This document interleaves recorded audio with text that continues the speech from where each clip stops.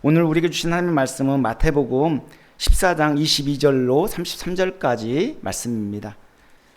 마태복음 14장 22절로 33절까지 말씀입니다. 앞에 PPT에도 나오니까 PPT를 보시고 하셔도 좋습니다. 예수께서 즉시 제자들을 재촉하사 자기가 무리를 보내는 동안에 배를 타고 앞서 건너편으로 가게 하시고 무리를 보내신 후에 기도하러 따로 산에 올라가시니라. 저물매 거기 혼자 계시더니 배가 이미 육지에서 술이나 떠나서 바람이 거스름으로 물결로 말미암아 고난을 당하더라.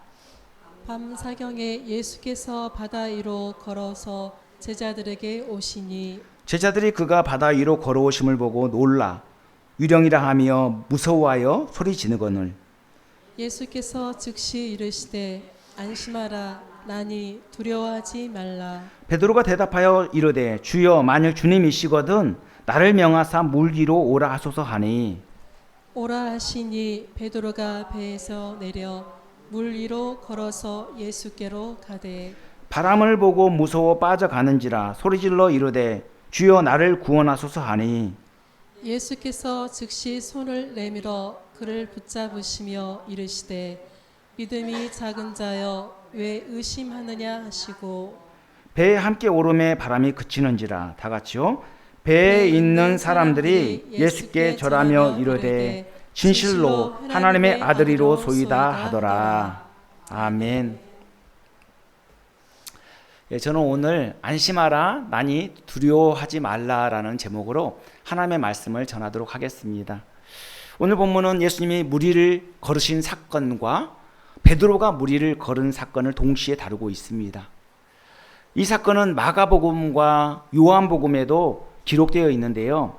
차이가 있다면 이 마가복음과 요한복음은 예수님이 무리를 걸으신 사건만 다루고 있습니다. 그래서 예수님이 풍랑이 있는 바다 위를 걸어오셔서 제자들이 이렇게 풍랑으로 고생하는 가운데 구해주시고 안전한 포구에 다다르게 해주셨 사건을 다루고 있죠. 반면에 마태는 예수님이 무리를 걸으신 사건에서 더 나아가 베드로의 믿음과 고백까지 더 구체적으로 상세하게 다루고 있습니다. 그래서 이 사건에 대한 더 폭넓은 이해를 위해서 또 믿음을 갖게 하기 위해서 마태복음을 중심으로 저는 이렇게 말씀을 전하도록 하겠습니다. 오늘 본문의 내용을 간략하게 말씀드리자면 예수님께서 오병이어의 기적을 행하신 후에 제자들을 먼저 배에 태워서 바다 건너편으로 보내시죠. 그리고 모인 무리들을 다 흩어 보내십니다. 그 다음에 산에 올라가서 홀로 기도하시는 내용을 볼 수 있습니다. 그리고 제자들이 탄 배는 갑작스럽게 풍랑을 만나게 되었고 바다 한가운데서 고난을 겪게 되었습니다. 절망적인 상황에서 예수님은 밤 사경에 바다 위를 걸어서 제자들에게 오셨고 제자들은 유령인 줄 알고 두려워했습니다. 그러나 예수님께서는 안심하라 나니 두려워하지 말라고 안심시키셨죠. 그럴 때 베드로는 예수님께 요청해서 믿음으로 물 위를 걷기를 원했습니다. 그래서 주님이시거든 나를 명하사 오라 하소서 이렇게 하니까 예수님이 오라고 했죠. 그래서 물 위를 믿음으로 걷기 시작했습니다. 근데 바람과 풍랑을 보고 그 순간 물속으로 빠져들어갔죠. 그때 즉시 예수님께서 손을 내밀어 베드로의 손을 붙잡아 구해주셨고 믿음이 적은 자야 왜 의심하였느냐라고 이렇게 말씀하셨습니다. 그리고 예수님이 베드로와 함께 배에 오르자 바람이 그치고 바다도 잔잔해졌습니다. 이에 제자들은 예수님께 경배하고 진실로 하나님의 아들이로소이다 라고 고백하였죠. 하나님께서 이 사건을 통해서 우리에게 주시는 교훈이 뭘까요? 인생은 예측할 수 없는 고난의 연속임을 알려주고 계십니다. 우리가 살아온 삶의 여정을 쭉 돌아보십시오.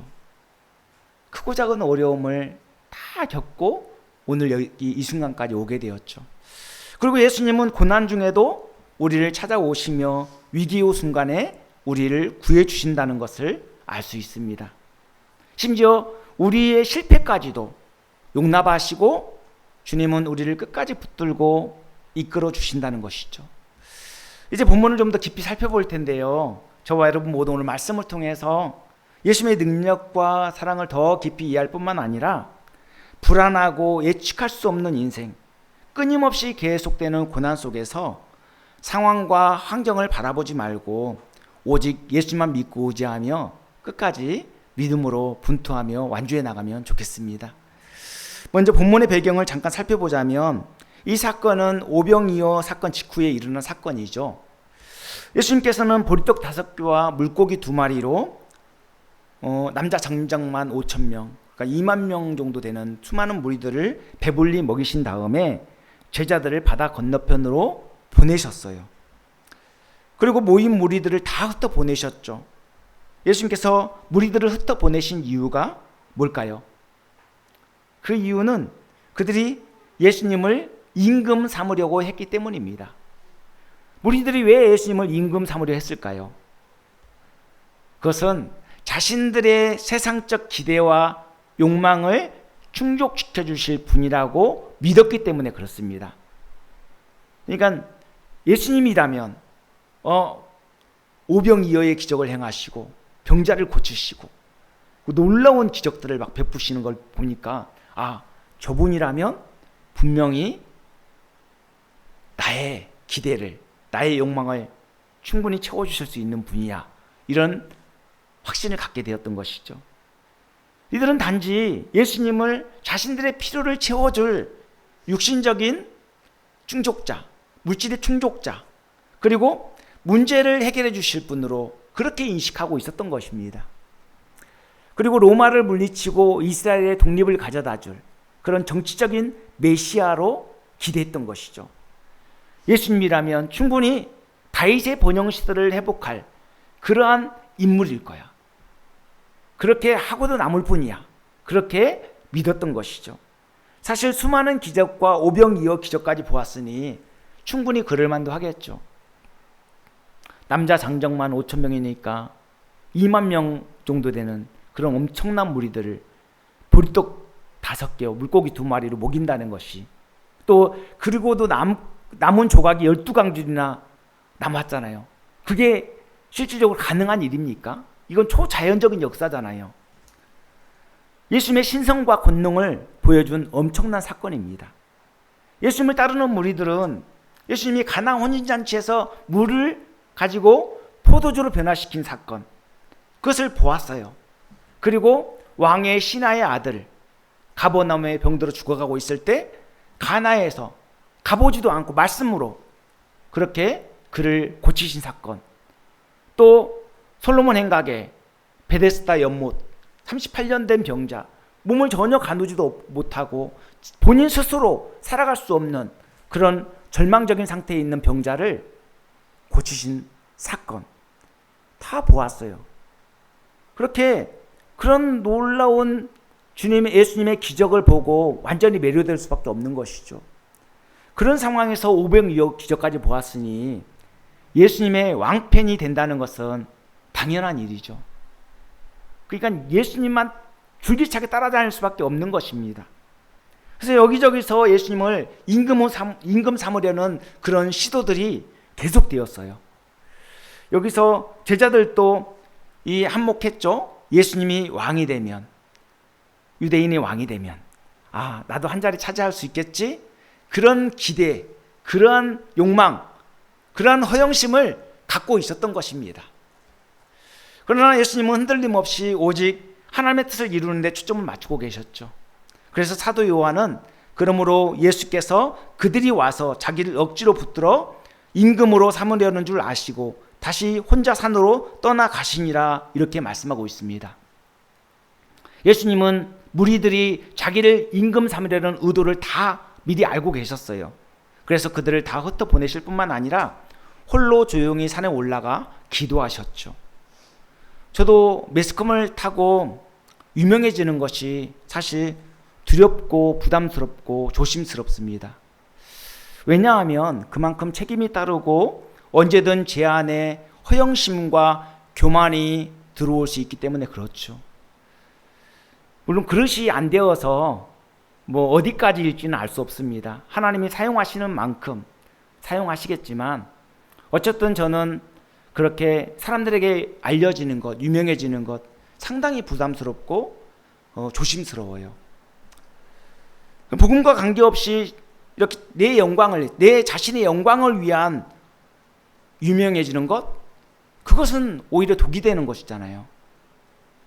그래서 무명이어도 그냥 맡은 자리에서 충성할 수 있는 것으로 감사하고 또 그 길을 걸어가고 싶습니다.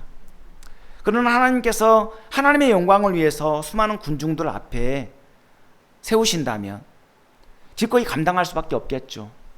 왜냐하면 저는 하나님의 사명자이기 때문에 그렇습니다. 저에게는 하나님의 뜻을 거부할 권리가 없어요.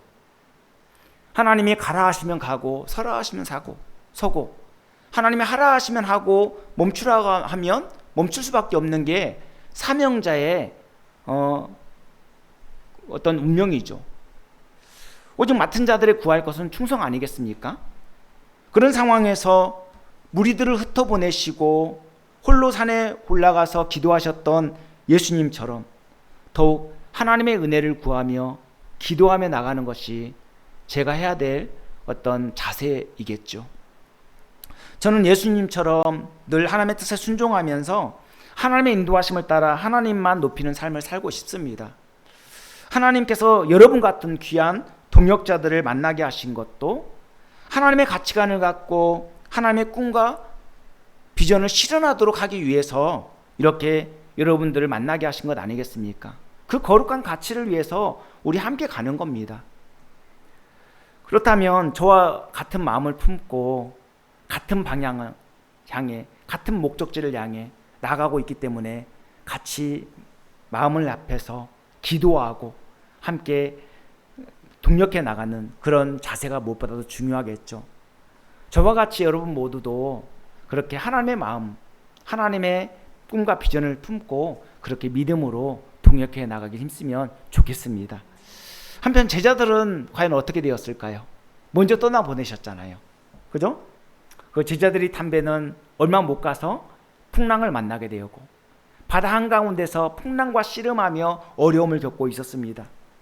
그래서 1시간 정도면 충분히 도착할 수 있는 이 바다 건너편 가버나움이나 그 다음에 베세다나든가 그런 지역들은 다 바다 건너편 배로 1시간이면 충분히 갈 수 있는 거리거든요. 사실 그 갈릴리 바다가 그렇게 넓지 않아요. 그러니까 폭이 한 13m 정도 13km 정도 되잖아요. 길이가 21km 정도 되잖아요.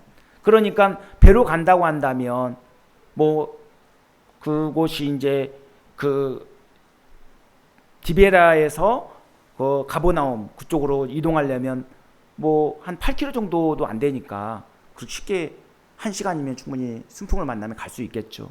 근데 이렇게 1시간 정도면 충분히 갈 수 있었을 텐데 밤 사경이 되었는데도 배는 배 한가운데서 지금 갈팡질팡하고 있었던 겁니다.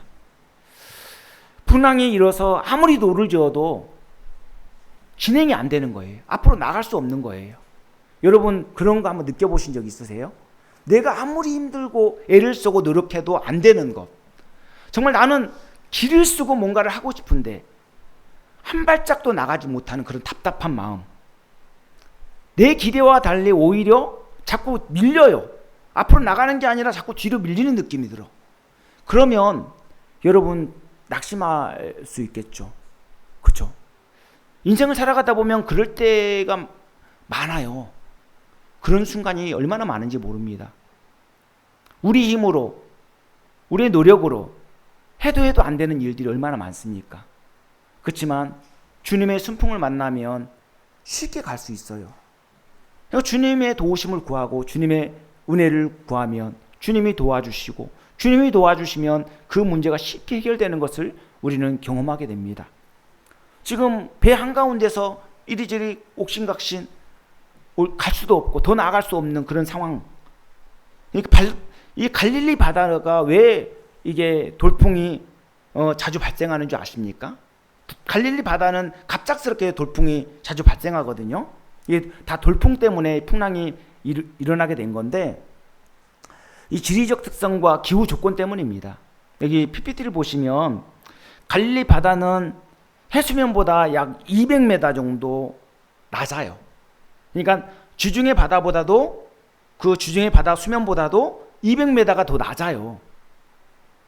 그리고 주변은 다 산지로 둘러싸여 있어요. 여기 보면 고산, 골란이라고 하는 이 산지가 있고 또 여기 이쪽으로는 갈릴리 산지가 있잖아요. 다 여기 높은 산지로 다 둘러싸여 있고 여기 수면은 200m가 낮단 말이에요. 갈릴리 바다는. 그러니까 굉장히 이 기압차가 심하게 발생될 거 아니겠습니까? 기압차가. 그러니까는 쉽게 돌풍이 발생이 되는 거예요. 찬 공기가 갑자기 내려오면서 돌풍이 발생하는 것이죠. 산지에서 불어오는 찬 공기가 갈릴리 바다로 갑자기 불어닥치면 돌풍이 되는 겁니다. 그리고 갈릴리뿐만 아니라 팔레스타인 지역은 낮에는 무지 덥고 밤에는 또 무지 추워요. 그러니까 온도차가 급격하다 보니까 갑작스럽게 돌풍이 발생된다고 합니다. 그뿐만 아니라 갈릴리 호수는 이렇게 길게 뻗어 있잖아요. 지금 여기 협곡을 통해서 협곡을 따라서 이 사해바다까지 갈릴리 바다부터 사해바다까지 협곡을 따라서 길게 뻗어 있어요. 그러니까 이곳으로 바람이 들어오면 어디로 빠지겠습니까? 그냥 쭉 빠지는 거예요. 여기서 바람이 계속 여기 이 돌풍을 일으키는 어떤 주범이 되겠죠. 그죠? 빠져나가지 못하고. 이처럼 제자들이 탄 배는 돌풍으로 인해서 풍랑을 만나 큰 어려움을 겪고 있었습니다. 그래서 본문 24절에 보니까 배가 이미 육지에서 술이나 떠나 바람이 거스름으로 물결로 말미암아 고난을 당하더라 라고 말씀하고 있습니다. 그러니까 술이 몇 킬로를 갔는지 알 수 없지만 어쨌든 바람 때문에 풍랑 때문에 더 이상 가지 못하고 바다 한복판에서 그렇게 헤매고 있는 겁니다. 이들은 최소 6시간 이상 풍랑과 사투를 벌였을 것입니다. 해가 저물 무렵에 이 배가 디베라에서 출발했으니까 아무리 늦어도 저녁 8시나 9시 정도 출발하지 않았겠습니까? 그리고 마태가 밤 사경에 예수께서 바다 위로 걸어서 제자들에게 오셨다라고 한 것을 보면 새벽 3시 이후에도 바다 한가운데서 풍랑 속에 어려움을 겪고 있었던 것을 우리가 확인할 수 있는 것이죠. 당시 이스라엘에는 밤을 어떻게 구분했냐면 4등분으로 구분했어요. 그러니까 4등분으로 구분해서 3시간 단위로 초경, 2경, 3경, 4경 이렇게 4등분했습니다. 그래서 초경은 해가 진 직후, 그러니까 저녁 6시부터 9시까지, 그리고 2경은 저녁 9시부터 자정까지, 그리고 3경은 자정부터 새벽 3시까지, 그리고 4경은 새벽 3시부터 6시까지이죠. 그러니까 보면 해가 바로 진 직후 초경, 그 다음에 밤이 깊어지는 2경, 그 다음에 밤의 정점에 있는 3경, 가장 어두울 때가 언제냐면 4경이에요. 4경, 새벽 3시쯤. 그때가 가장 어둡습니다. 이 가장 어두울 때 예수님이 오셨다라는 것은 우리에게 영적인 의미를 알려주고 있죠. 고난이 극에 달한 상태. 이 밤 사경은 바로 고난이 극에 달한 상태를 의미합니다. 그리고 반면에 동이 트기 직전이니까 구원이 가까웠음을 동시에 알려주고 있습니다. 가장 어두울 때 구원이 가까이 왔다는 것을 우리에게 알려주죠. 이처럼 예수님은 우리 인생 가운데 감당할 수 없는 극한 고난 가운데 찾아오시고 구원의 손길을 내미신다는 겁니다. 그러므로 고난이 힘겹게 느껴진다면 그만큼 구원이 가까웠다는 것을 직감해야 될 것입니다. 정말 감당할 수 없는 삶의 무게 앞에서 도저히 감당할 수 없어서 지치고 힘들어 번아웃 되었을 때 주님이 우리에게 손을 내밀어 주시고 우리에게 새 힘을 주신다는 겁니다. 그러니까 어떻게 됩니까? 더욱 주님을 의지해야 되겠죠. 우리는 모든 상황 속에서 예수님만 믿고 의지하며 살아가야 됩니다. 특히 절체절명의 상황 속에서 상황과 환경을 바라보지 말고 오직 예수님만 의지해야 됩니다. 예수님께서 우리의 삶 전부를 맡길 때 가장 좋은 길로 인도해 주실 것이고 우리의 인생을 책임져 주실 것입니다. 예수님은 우리의 형편과 처지를 우리 자신보다도 더 잘 알고 계세요. 그래서 우리가 뭐가 필요한지, 우리가 어떤 상태에 있는지 우리 자신보다 더 잘 알아요. 제자들이 풍랑 속에서 어려움을 겪고 있을 때 예수님이 친히 찾아가시잖아요. 예수님이 그 상황을 다 알고 계셨거든요. 그래서 풍랑 있는 바다를 저벅저벅 걸어오신 겁니다. 그 어둠을 뚫고. 사도 요한도 이 상황을 생생하게 증거하고 있거든요. 요한복음 6장 18절 19절에 보면 큰 바람이 불어 파도가 일어났고 제자들이 노를 저어 12월쯤 가다가 예수님이 바다 위로 걸어오심을 보았다라고 증거하고 있습니다. 이처럼 예수님은 우리의 필요와 우리의 모든 상황을 다 아시고 찾아오십니다. 자녀가 어릴 때 자주 넘어지잖아요. 상처가 나기도 하고 그리고 막 울기도 합니다. 근데 생명의 시장이 없을 때는 어떻게 합니까? 그냥 스스로 일어날 수 있도록 그냥 내버려 두기도 해요. 그만큼 강하게 훈련하는 거죠. 근데 정말로 생명이 오가는 위급한 상황에서는 어떻게 됩니까? 그때는 뒤도 안 돌아보고 손이 먼저 가요. 부모의 손이. 유튜브나 이런 거 보면 막 아이들이 위험한 상황에 막 뛰어놀다가 떨어지면 초인적인 어떤 힘을 발휘해서 건져내기도 하고 그렇잖아요. 그냥 그 부모가 먼저 몸이 반응하는 걸 딱 보게 되잖아요. 그처럼 주님은 우리가 위급한 상황에 놓여 있을 때 그냥 침묵하고 뒷짐지고 계시는 분이 아니라 직접적으로 개입하셔서 우리를 위기 가운데 건져 구원해 주시는 분이십니다. 우리를 늘 불꽃 같은 동자로 지키시고 보호하시는 분이 누구십니까? 예수님이세요. 예수님 우리가 어떤 삶을 살아가고 있는지 또 어떤 상태에 있는지 우리를 늘 노심초사 지켜보고 계세요. 그리고 우리가 위험에 빠지지 않도록 도우시고 붙잡아 주시는 분이시죠. 그러므로 모든 상황 속에서 예수님을 의지하는 삶이 가장 복되고 아름다운 삶이라고 할 수 있는 것이죠. 예수님이 밤사경에 바다 위를 걸어오시자 제자들은 놀랐어요. 위령인 줄 알고. 그래서 무서워서 벌벌 떨었어요. 소리를 질렀어요. 캄캄한 밤에 사람이 바다 위를 걸어온다고 한번 상상해 보십시오. 이게 뭐 가능한 일입니까? 그것도 어둠을 뚫고 사람이 쪼벅쪼벅 걸어와요. 얼마나 기겁했겠습니까? 사시만 나무 떨듯 오들오들 떨지 않았겠습니까? 이처럼 극도의 공포에 휩싸여 있을 때 예수님께서는 안심하라, 나니 두려워하지 말라, 이렇게 제자들을 안심시키셨습니다. 이 말씀에서 우리는 예수님이 어떤 분이신지를 더 분명히 알 수 있죠. 안심하라고 번역된 헬라어 따르세오는 기운을 내라, 용기를 내라, 이런 뜻입니다. 신약에서 예수님이 자주 사용하셨는데 이 두려워하는 자들에게 평안을 선언하실 때 자주 사용하셨던 단어입니다. 이처럼 예수님은 고난 중에 참 평안을 주시는 분입니다. 그리고 나니라고 번역된 헬라어 에고 에이미는 나는 나다, 나는 스스로 있는 자야, 그런 뜻입니다. 이거 많이 들어본 표현이죠. 하나님이 여호와를 나는 여호와라 할 때 나는 스스로 있는 자다 라고 이렇게 말씀하셨지 않습니까? 바로 그분이 바로 예수님이라는 겁니다.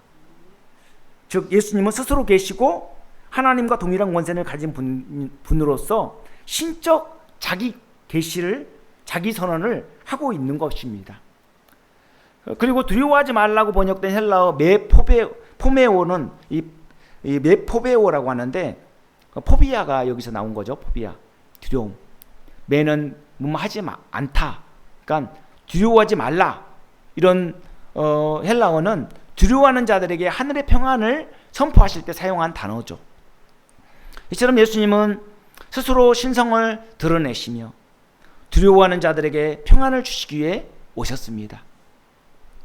사도 요한은 이에 기뻐서 배로 영접하니 배는 곧 그들이 가려던 땅에 이르렀더라라고 하면서 이 사건을 종결하고 있어요. 이처럼 사도 요한은 사람들의 잘못된 기대에도 하나님의 뜻에 순종하며 나아가는 예수님, 그리고 고난 속에서도 제자들을 구원하시고 안전하게 목적지로 인도해 주시는 예수님의 신적 권능에 초점을 맞추고 있습니다. 마찬가지로 마가도 이 고난 중에 구원하시고 평안을 주시는 예수님의 신적 권능에 초점을 맞추고 있어요. 그래서 마가복음 6장 51절 52절에 보면 배에 올라 그들에게 가시니 바람이 그치는지라 제자들이 마음에 심히 놀라니 이는 그들이 그 떡 떼시던 일을 깨닫지 못하고 그 마음이 둔하여졌음이로라. 이렇게 마무리하고 있습니다. 그러니까 배에 올라서 모든 게 다 평정됐다는 것이죠. 그런데 제자들은 여전히 그 떡 떼시던 이들을 깨닫지 못하고 마음이 둔하여졌다라고 그들의 한계를 마가는 지적하고 있습니다. 제자들은 오병이어 기적을 경험했음에도 불구하고 그 기적이 생명의 떡으로 오신 예수님의 신성과 하나님 나라의 표적임을 깨닫지 못했던 것입니다. 그럼에도 불구하고 제자들을 포기하지 아니하시고 끝까지 붙드시고 훈련하시고 인도하시고 사용하시는 주님의 은혜를 엿볼 수 있는 것이죠. 그래서 나중엔 다 순교를 당하잖아요. 그죠? 예수님의 제자들이 이제 사도 요한만 반모섬에 유배되어서 그렇게 평생 일생을 지내다가 자연사하게 되는데, 어쨌든 반면에 이 마태는 한 걸음 더 나아가서 베드로의 반응까지도 아주 세밀하게 다루고 있어요. 베드로의 반응. 그래서 28절에 보면 베드로가 대답하여 이르되 주여 만일 주님이시거든 나를 명하사 물 위로 오라 하소서 이렇게 요청하는 모습을 볼 수 있어요. 베드로의 믿음 참 대단하죠. 주님이시라면 저를 명해서 오라고 해보십시오. 그랬더니 주님이 뭐라고 하셨냐면 그래 와라 그랬어요. 그래 좋아 와라 그랬어요. 참 이런 반응, 그러니까 예수님이 이제 밤 사경에 제자들에게 걸어오시면서 유령인 줄 알고 두려워했는데 제자들을 보고 안심하라 나니 두려워하지 말라 그랬는데 베드로가 여기에 반응해서 주님이시라면 나를 물 위로 걸어오라고 하십시오. 나를 오라고 명하십시오. 그랬더니 주님이 와라 그랬단 말이에요. 지금 이런 상황이에요. 그러니까 이 베드로는 예수님의 정체를 의심해서가 아니라 예수님이라는 확신을 가지고 요청한 것이죠. 그래서 오라고 하니까 베드로가 어떻게 했습니까? 그 즉시 배에서 뛰어내렸어요. 지금 물이 이렇게 풍랑이 일고 있는 바다란 말이에요. 배에서 뛰어내렸단 말이에요. 근데 베드로가 빠지지 않는 거예요. 주님을 바라보고 배에서 뛰어내리니까 베드로가 빠지지 않았어요. 믿음으로 바다 위를 걷는 거죠. 참 놀랍지 않습니까? 믿음으로 바다 위를 걷고 있어요. 저벅저벅 예수님처럼 예수님께로 지금 한 걸음 한 걸음 나아가고 있는 거죠. 근데 어느 정도 가다가 주위를 바라보니까 바람이 더 세게 불고 막 풍랑이 일고 막 그렇단 말이에요. 그 바람과 풍랑을 보니까 어떻게 됩니까?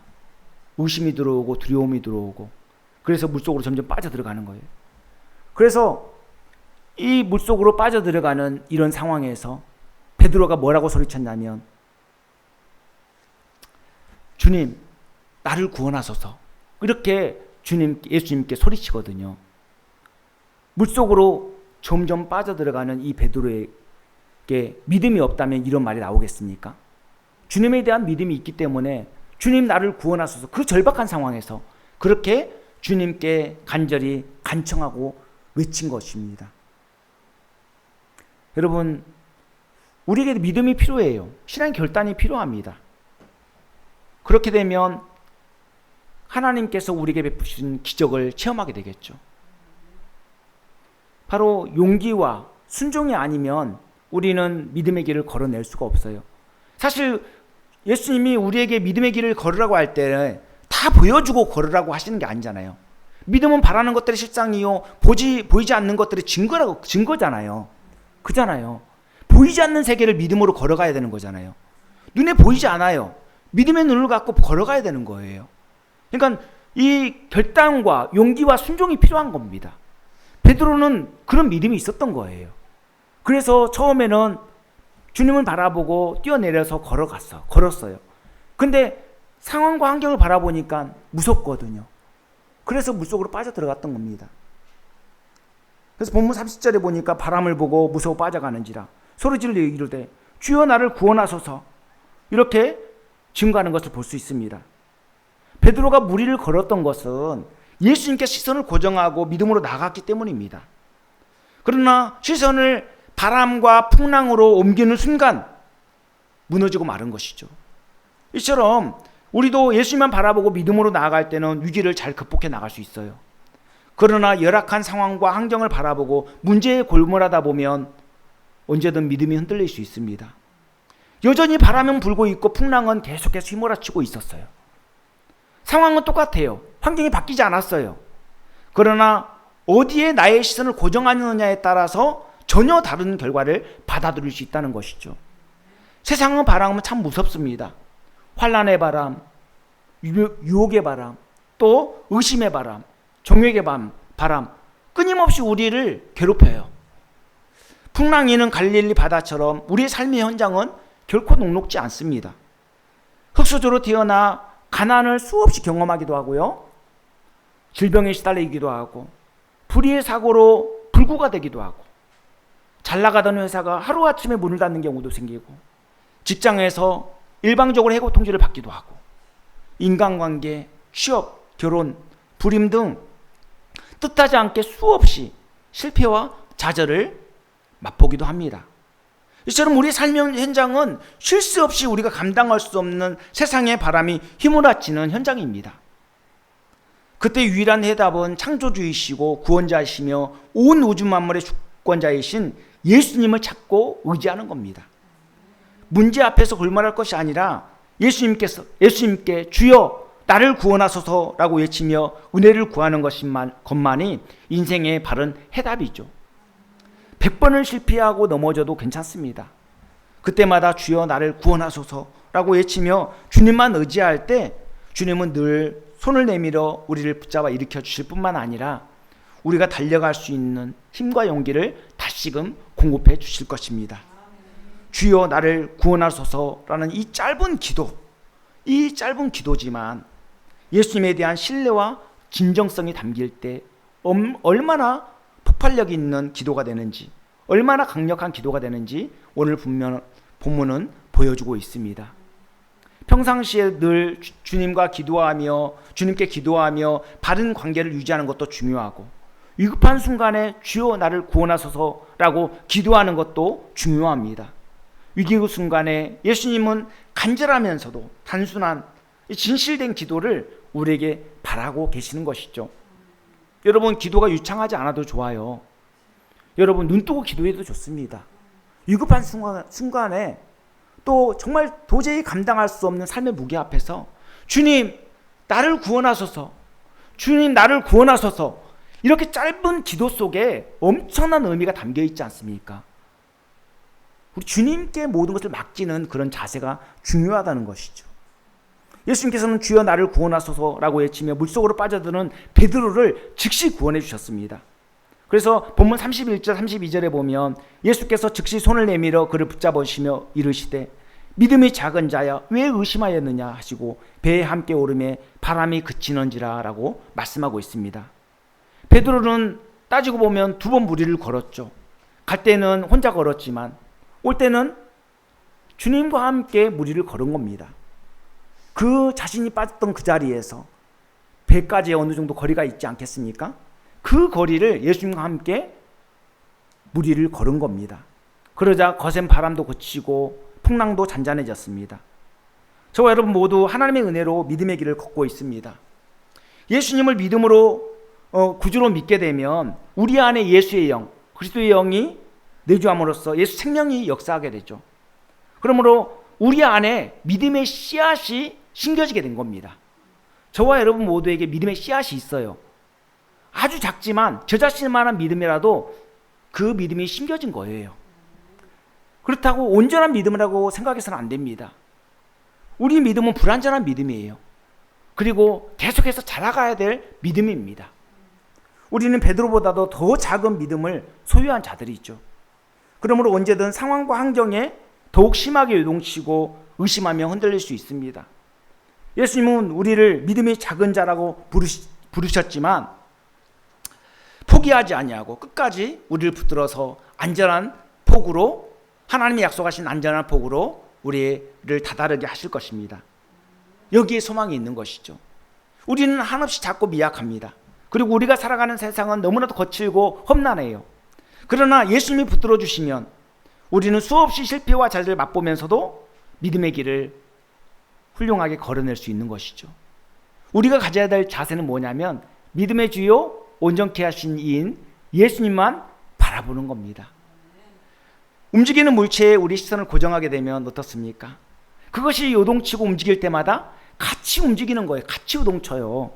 그러나 영원히 흔들리지 않는 표대 대신 예수님께 우리 시선을 고정하게 되면 우리는 상황이 어떠하든지 환경이 어떠하든지 흔들림 없이 믿음의 길을 꿋꿋하게 걸어낼 수 있는 겁니다. 저와 여러분 모두 우리 삶 전부를 예수님의 십자가에 확실하게 딱 고정시키면 좋겠습니다. 베드로가 예수님과 동행하니까 어찌 되었습니까? 빠졌던 자리에서 다시 물 위를 걷게 되지 않았습니까? 그리고 함께 배에 오르자 바람도 그치고 풍랑도 잔잔해졌습니다. 이것이 무엇을 의미하는 걸까요? 예수님과 동행하면 구원이 있고 평강이 온다는 겁니다. 우리가 예수님 안에 있다는 것이 위험천만한 세상에서 얼마나 위로를 주고 안정감을 가져다 주고 있습니까? 우리 주 안에 있는 나에게 찬송을 1절만 반주 없이 한번 불러볼까요? 주 안에 있는 나에게 딴 근심이 있으랴 십자가 밑에 나가 내 짐을 풀었네. 주님을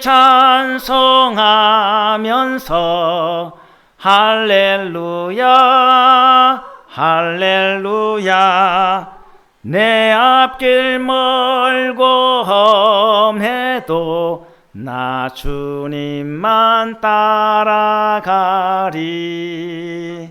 그렇습니다. 이 찬송은 제가 가장 인생에 있어서 어둡다고 느껴질 때, 질병으로 고통하고 신음하고 있을 때, 우리 어머니 살아계실 때 가족들과 함께 예배하며 가족 예배 드리면서 자주 불렀던 찬송이에요.